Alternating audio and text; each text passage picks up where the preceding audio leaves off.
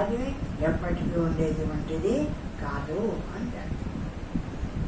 అనాస్తే వహి నిర్వాణం దుఃఖమాస్త పరిగ్రహ. ప్రపంచము స్థూల శరీర జీవాదులు మాయా కల్పితములని తెలుసుకుని వాటి యందు నమ్మికను విడవడమే మోక్షం. ఈ శరీర ప్రపంచం అంతా కూడా అటువంటి ప్రతిబింబితమైంది కదా.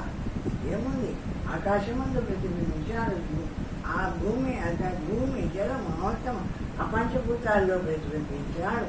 ఈ శరీరాలన్నీ దాంట్లోకి ఎన్నెన్ని శరీరాలు వచ్చినాయో ఆ శరీరాల్లో అంతా ప్రతిబింబించింది.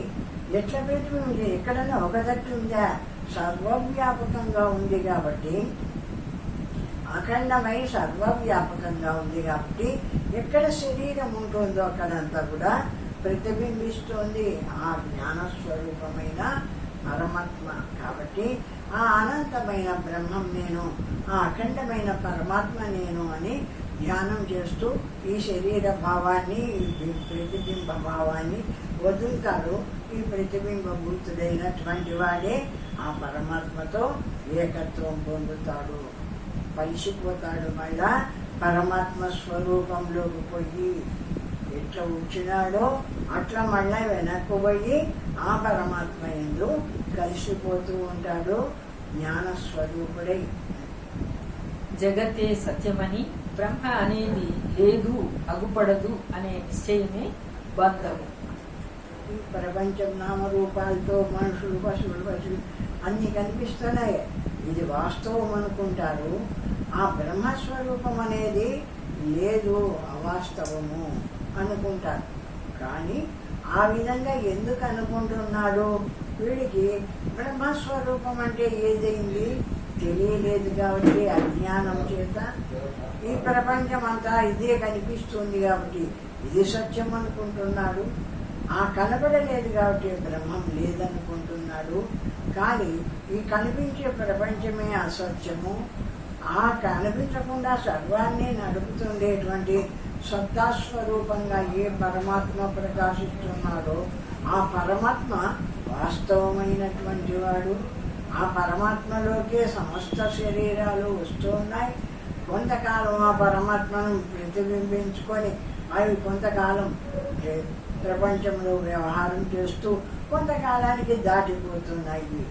అని ఎప్పటికీ ఉండేది ఏది అంటే అఖండమైనటువంటి అనంతమైన జ్ఞానస్వరూపమైన పరమాత్మ ఎప్పటికీ ఉండేటువంటి వాడు. పరమాత్మ కలడు అనేది పరోక్ష జ్ఞానం. ఈ శరీరంకు సత్తా లేదు. సకలేంద్రియములను బ్రహ్మసత్తా వల్లనే వాటి వాటి పనులయందు సమర్థములగుచున్నందున నా యందున్న సాక్షియే బ్రహ్మ. అందువల్ల నేను బ్రహ్మను అయినాను అని తెలుసుకొనుట అపరోక్ష జ్ఞానం. ఊరికే శాస్త్రం వింటున్నాను. ఇప్పుడు వచ్చి బ్రహ్మం ఉంది అని చెప్తున్నారు. బ్రహ్మం ఇట్లా ఉంది అని బ్రహ్మత్వాన్ని చెప్తున్నప్పుడు బ్రహ్మం ఉంది అని తెలుసుకోవడం అంతా కూడా పరోక్ష జ్ఞానము. ఎప్పుడు ఒక తట్టు నిలబడి ఒక పద్మాసనం వేసుకొని సాధన చేయాలా అనుకొని ఈ శరీరంలోకి వచ్చినటువంటి ఈ నేననేటువంటి ఈ జ్ఞానస్వరూపాన్ని ప్రతిబింబించిన ఈ జ్ఞానాన్ని దాటించి సహస్రారాన్ని దాటి అంతటా ఆకాశంలాగా సర్వవ్యాపకంగా ఉండేటువంటి ఆ బ్రహ్మం నేను అని ఎప్పుడు ఆ బ్రహ్మముందు అఖండంగా నిలిచిపోతున్నాడో అది అపరోక్షము. అది అనుభవంతో కలిగినటువంటి ఆ బ్రహ్మస్వరూపముందు నిష్ఠ. నువ్వు అక్కడి నుంచి వచ్చినావు, మళ్ళా వద్దనుకున్నావు, ఇది ఉందని గాక దీన్ని దాటినావు, దాన్ని తెలుసుకున్నావు, అది నేను అనుకొని అట్లా దాంట్లోకి మళ్ళా చేరిపోతున్నావు. కాబట్టి ఆ విధంగా చేరిపోయినటువంటి నీవు అనంతమైన బ్రహ్మమై నిలుస్తున్నావు. అది శాశ్వతమైంది. దీంట్లోకి వచ్చి దీంట్లో ప్రతిబింబించిందే. ఇది వాస్తవమైంది కాదు. శరీరం ఉంటే ఉంటుంది, శరీరం పోతే పోతుంది. ప్రతిబింబిత అద్దం ఉంటే ప్రతిబింబం ఉంటుంది, అద్దం ఓడిస్తే ప్రతిబింబం లేదు. ఆ విధంగా ఈ జ్ఞాన స్వరూపమైన ఈ పరమాత్మ కూడా అజ్ఞానము వల్ల ఉన్నట్టు కనిపిస్తుంది. ప్రపంచం అంతా ఇది ఉంది, అది ఉంది, అది ఉంది అని. కానీ వాస్తవంగా ఇదంతా కాదు. ఈ జ్ఞాన స్వరూపమైన బ్రహ్మము నా స్వరూపము, ఈ పరమాత్మ నేను అని బ్రహ్మమాత్రంగా నిలిచినప్పుడు, అనుభవం చేసినప్పుడు అది అపరోక్ష జ్ఞానం అవుతుంది, అనుభవ జ్ఞానం అవుతుంది. ఆ స్థితి. దీనివల్ల బ్రహ్మ అగుపడదు అనేది నశించుచున్నది, వాడు ముక్తుడగు. ఇప్పుడు శాస్త్రంలో విన్నాం, వాళ్ళు వీళ్ళు చెప్తూ ఉంటే విన్నాం. బ్రహ్మం ఒకటి ఉంది, ఆ బ్రహ్మం యొక్క ప్రతిబింబం హృదయంలోకి పడుతుంది. ఆ హృదయంలో నేనంటూ ఒక వ్యక్తి భావాన్ని, జీవభావాన్ని పొందుతుంది. ఈ దేహం అంతా వ్యాపిస్తుంది. ఇదంతా మనము శాస్త్రంలో చెప్తూ ఉంటే వింటున్నాం. శాస్త్రంలో చెప్తూ ఉంటే వినేదంతా కూడా పరోక్ష జ్ఞానం. ఈ వినినటువంటి ఈ జ్ఞానాన్ని మళ్ళా సాధకుడైనటువంటి జ్ఞాని కూర్చొని అంత వదిలేసి వెనక్కు పోయి ఆఖండ రూపమైన సర్వవ్యాపకంగా అంతటా ఉండే బ్రహ్మంలో కలిసిపోతున్నాడు. చూడు, ఇది అపరోక్ష జ్ఞానము, ఇది అనుభవ జ్ఞానము. శరీరం ఉండంగానే ఆ బ్రహ్మ స్వరూపమందు కలిసినాడు. జీవన్ముక్తి మళ్ళీ చనిపోయిన తర్వాత ఎప్పుడో కలిసేది కాదు. ఇప్పుడు బతి ఉండంగానే వాడు ఆ ముక్త స్థితిని పొంది అంతటా ఉన్న బ్రహ్మంలో కలిసిపోయి ఉంటున్నాడు. అది జీవన్ముక్త స్థితి. ఆ విధంగా ఉంటుంటాడు జ్ఞాని అయినటువంటి వాడు. పరమాత్మని తెలుసుకొని కర్మణ బధ్యతి జంతుర్విద్యయాచ విముచ్యతి. జనులకు పూర్వజన్మ కర్మల వల్ల హెచ్చు తగ్గు జన్మలు కలిగినవి. ఈ జన్మయందు చేసిన కర్మలు ముందు జన్మకు బీజములగుచున్నవి. మనకి ఎట్లా వచ్చినా ఈ కర్మ, ఈ అనుభవం అంతా, ఈ శరీరం ఒకటి వచ్చింది, ఏదో ఇక్కడ కష్ట సుఖాలు ఏదన్నా అనుభవిస్తుంది.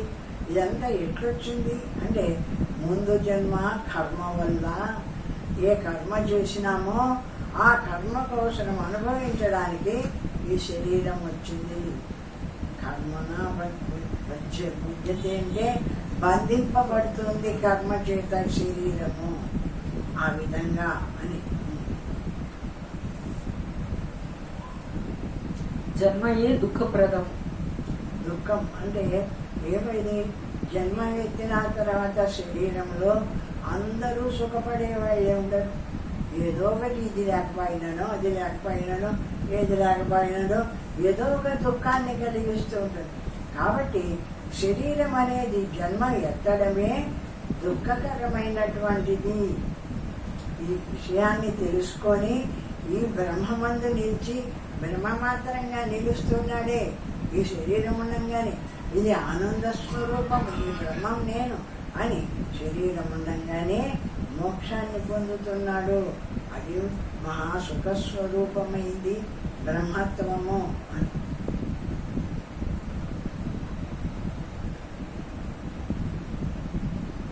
జన్మయే దుఃఖప్రదము కాన కర్మల వల్ల ఎప్పటికీ మోక్షము సిద్ధించదు.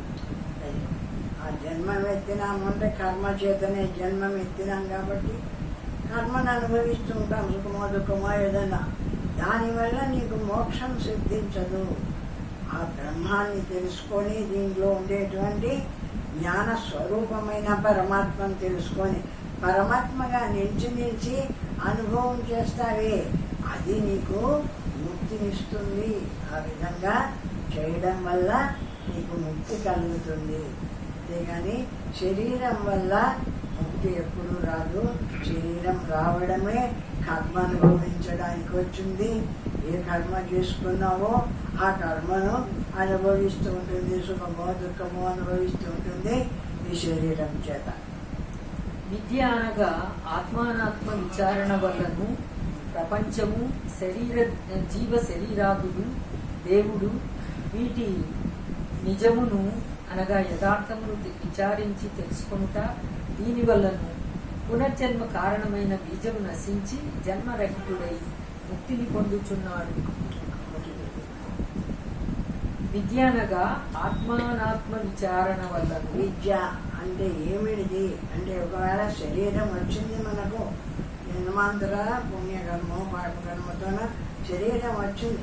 కానీ ఈ శరీరంలో ఏం తెలుసుకుంటున్నాము అంటే బ్రహ్మాన్ని తెలుసుకుంటున్నాం, బ్రహ్మ విచారం చేస్తున్నాము. అందరూ బ్రహ్మ విచారం వేరు కదా, ఎక్కడో కొంతమంది ఉంటారు దాని గురించిన విచారం చేసేటువంటి వాళ్ళు ఉంటారు. ఆ విధంగా ఎవడైతే ఆ బ్రహ్మ విచారం చేస్తూ ఉన్నాడో, ఆ పరమాత్మను గురించి విచారణ చేస్తున్నాడో వాడు మళ్ళా జన్మ లేనటువంటి మోక్షాన్ని పొందుతున్నాడు. అది చెప్తున్నాడు, ఇంకా చెప్తాడు. ప్రపంచము, జీవ శరీరాదులు, దేవుడు వీటి నిజమును అనగా యథార్థమును విచారించి తెలుసుకొనుట. అదే దేవుడు అంటే ఏమిటిది, ప్రపంచం అంటే ఏమిటిది, శరీరం అంటే ఏమిటిది, ఈ విధంగా మొత్తం అన్ని వీటిని విచారించి ఇప్పుడు మనం విచారించి తెలుసుకుంటున్నాం. కేవలం అంతాన్ని కలుపుకోలే. శరీరం అంటే ఏమిటి, దీంట్లో ఉండే జ్ఞానస్వరూపమైన పరమాత్మ అంటే ఏ విధంగా ఉన్నాడు, ఏమి దుఃఖము సుఖము ఈ శరీరం అనుభవిస్తుంది, ఇది కాదు పరమాత్మ. దీన్ని తెలుసుకుంటూ ఉండేటువంటి సాక్షిగా ఉండేటువంటి వాడు పరమాత్మ అని విచారణ చేసి పరమాత్మను తెలుసుకుంటున్నాము. ఇదంతా ప్రపంచము, ఈ ప్రపంచం అంతా సుఖ దుఃఖ రూపంగా నేను తెలుసుకుంటున్నాము. ఈ విధంగా బాగా ఆత్మ విచారం చేసి ఎందుకు ఈ వేదాంతాన్ని వినడం అంటే ఈ వేదాంతం వినకపోతే ఒక పరమాత్మ ఉంది అన్న విషయం కూడా మనకు తెలియబడకుండానే దాటిపోతాం. ఈ శరీరంలో ఉన్నా కూడా ఆ పరమాత్మనే మనం అనుభవిస్తూ ఉన్నా కూడా అది తెలియబడకుండా దాటిపోతాం. ఈ శరీరాన్ని వదిలి ఇది పోతూనే ఇంకొక శరీరం వస్తుంది, తెలుసుకోలేదు కదా, ఇంకొక శరీరం వస్తుంది. ఆ విధంగా ఈ ఒక శరీరం వచ్చినప్పుడు అయితే అదే ఆ ఈశ్వరానుగ్రహమే కదా. అందరికీ రాలేదు అంటే వాళ్ళ దగ్గర రాలే, ఇంకా వాళ్ళ కర్మ తెగల. ఎవరికి కర్మ అనుభవం తెగిందో వాడు తెలుసుకుంటున్నాడు, వచ్చి ఇది ఫలానా ఇది ఫలానా అని తెలుసుకున్నాడు. ఇది నా బ్రహ్మస్వరూపము అని తెలుసుకున్నాడు, బ్రహ్మమాత్రంగా నిలబడుతున్నాడు, ఇక్కడనే ముక్తిని సంపాదిస్తున్నాడు. ఇంకా చెప్తున్నారు. దీని వల్లను పునర్జన్మ కారణమైన బీజము నశించి జన్మరహితుడై ముక్తిని పొందుచున్నాడు. ఆ విధంగా ఆ జన్మ అనుకున్నాం. మళ్ళా ముందు జన్మకు కారణమైనటువంటి ఏమైనా విషయాలు ఏమన్నా వీడు అది చేయాలా, ఇది చేయాలా, పని చేయాలా, ఈ పని చేయాలా, ఇది సంపాదించవాలా, అది సంపాదించవాలా అనే కోరికలన్నీ ఉంటే అవి ముందు జన్మకు కారణమవుతాయి. వీడికి అది లేదు. నేను బ్రహ్మస్వరూపము, జ్ఞానస్వరూపము, బ్రహ్మము అని బ్రహ్మమాత్రంగా నిలుస్తున్నాడు. ఈ శరీరం ఏదో ముందు జన్మ ప్రారంభంతో వచ్చింది కాబట్టి ఈ శరీరము ఈ సుఖ దుఃఖాలు అనుభవిస్తుంది. అది అనుభవించదే కాక నేనున్నాను చూడు, శుద్ధ జ్ఞాన స్వరూపుడనై అని తన బ్రహ్మత్వాన్ని తెలుసుకొని బ్రహ్మమాత్రంగా నిలిచి బ్రహ్మత్వంని అనుభవానికి తెచ్చుకోవడం వల్ల వీడికి మళ్ళా ఈ శరీరము లేకుండా అంటే మళ్ళా జన్మ లేకుండా ముక్తిని పొందుతున్నాడు. ఆ విధంగా మోక్షాన్ని పొందుతున్నాడు. ఆత్మ విచారణయే మోక్ష కారణమని భావం. ఆ విధంగా మన లోపల ఉండేటువంటి పరమాత్మను గురించి మనం ఎంత బాగా విచారణ చేస్తామో అంత బాగా, అంత తొందరగా మనకు ఆ పరమాత్మ విచారంతో మోక్షం వస్తుంది. స్వరూపావస్థితిర్ముక్తి సద్బ్రహ్మం సోహం పవేదనం. ప్రతి మనిషికి తన సహస్రారమందున్న చిక్కల తన నిజరూపము అనే అదే నేత్రాది సకలేంద్రియములకు చేత సత్వమును కలుగజేసి రూపము మొదలగు సకల క్రియలను గ్రహించుతున్నది. మన సహస్రారము నుండి సర్వవ్యాపకంగా ఉండేటువంటి ఆ బ్రహ్మస్వరూపము సహస్రారం ద్వారా లోపలికి వచ్చి కళ్ళతో చూస్తుంది, చెవులతో వింటుంది. ఏ ఇంద్రియం ఏ పని చేయవాలో ఆ పని చేస్తుంది ఆ చైతన్య రూపంతో, ఆ జ్ఞాన స్వరూపంతో. ఆ విధంగా అందరి యందు కూడా ఈ పరమాత్మ ఆ విధంగానే ప్రవేశించే శరీరంలోకి శరీరాన్ని అంతా కూడా దాని పనులన్నది చేయిస్తుంది.